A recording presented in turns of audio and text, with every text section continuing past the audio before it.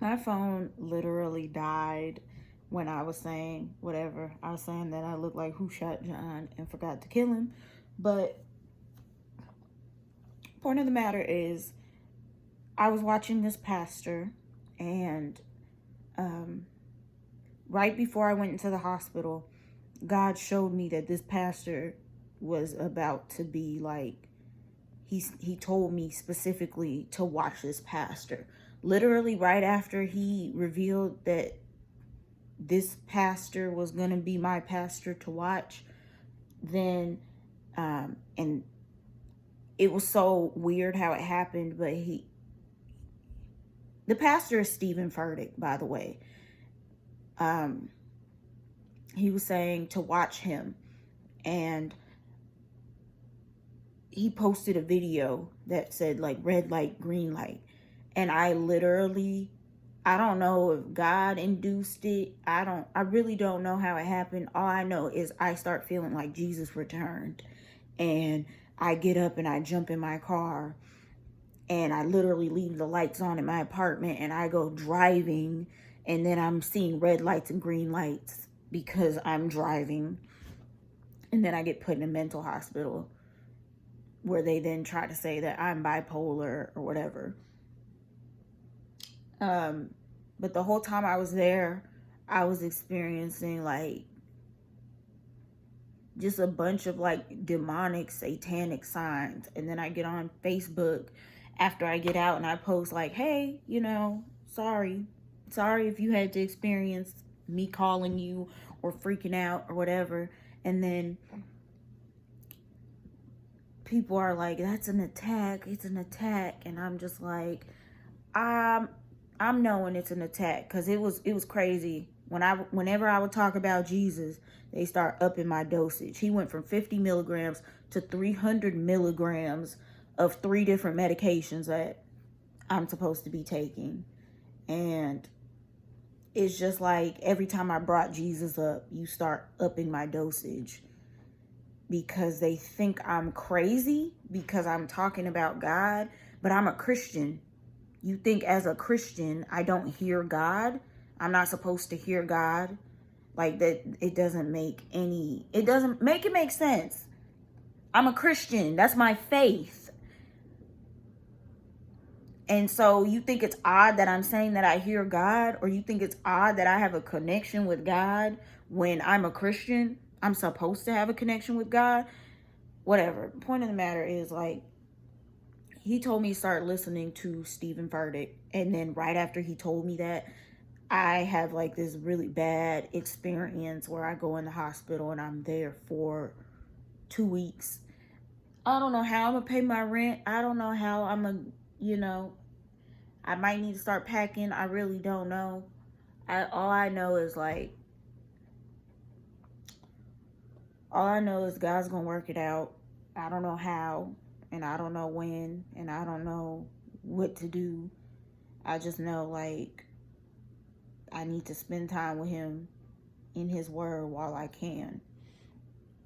But the point of me bringing up Stephen Furtick was that I ended up watching a girl on YouTube. I'm subscribed to her too. You can figure out who it is. I don't know. But she put a video up about a shaking that was going to happen. And in that video, she said the 2 people that God told her that he's going to raise up in the church are Marcus Rogers, which I used to listen to him a long time ago when I first got saved, and Stephen Furtick, and that the church was going to hate them and they were going to start to experience persecution. And it was crazy that she said that, because 2 weeks ago, before I went into the hospital, that's what God directed me to Stephen Furtick. So what I'm noticing is prophetic people, the real prophets of God, the prophetic people, they're starting to see the same things. And that's how you know it's a God thing, because we're seeing the same stuff. So she said that was going to start happening, and man, I know that I went to the hospital for a reason, because I was ministering to somebody there. I know that God's going to work my situation out. I don't know if I'm going to have to sell my stuff and move in with other people. I really don't know. All I do know is that if I got to get rid of my apartment and go walking for God, that's what I'm going to do.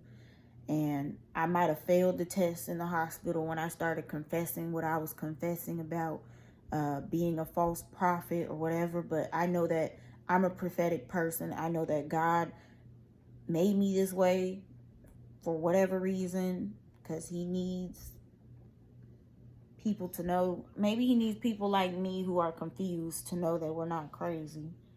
But I don't know. I'm just like,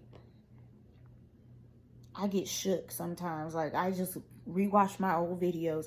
I didn't even know. Like, I recently looked back. One of the videos that I posted back in March when I was living in a hotel, I watched that video, and it was Revelation 9 through, I read chapter 9 through chapter 11 in Revelation.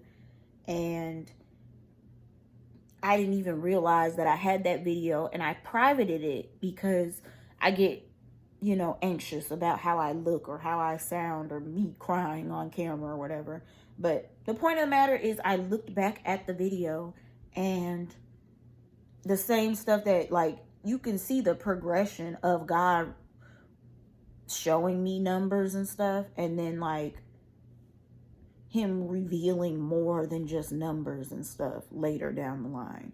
So not only that, I had like the Taliban takeover thing, or Afghanistan and biblical prophecy.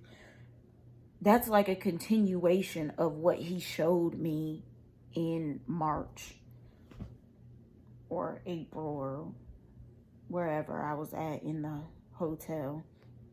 So it's just crazy. Like, it's not crazy, it's God, but it's just funny how, like, I look back and I'm like, what is God saying? Am I really hearing from God? Am I psychotic? Is this really happening? Like, are we really going through these kinds of things? And then to see it and look at it and be like, yeah, we really are going through this. The world really is going through it.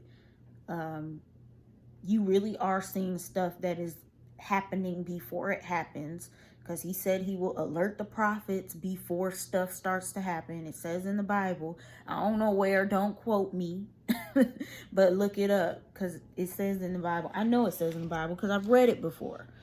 But that's why I need to get in my word, though, because when I was in the hospital, I read from Proverbs. Well, I finished Proverbs, and then I was reading Ecclesiastes, and now I'm in Song of Songs, like for real, which I'm on the same page that I was on in that one video, and it just, wow.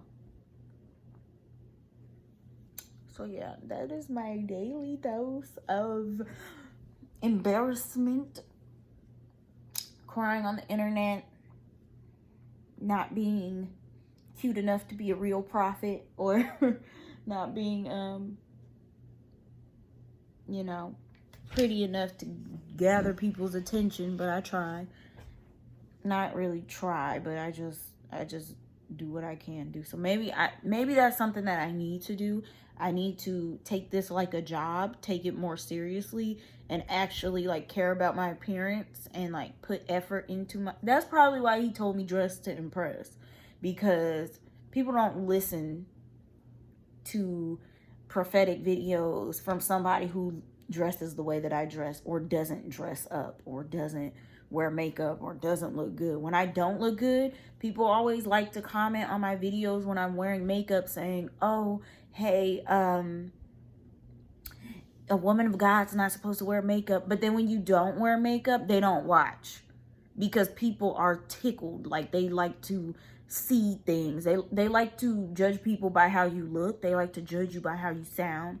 And they're not going to watch your videos if you are looking a hot mess, like how I'm looking right now. So the videos where I don't dress up, you notice like my testimony videos when I'm wearing makeup and I'm talking or whatever, those are the videos that get the most views. And it's because people want to hear prophetic things. They want to know the prophetic. They want to know what I'm hearing or what I'm seeing, but they would prefer to hear it from me when I'm looking pretty. So that's just what it is. It is what it is.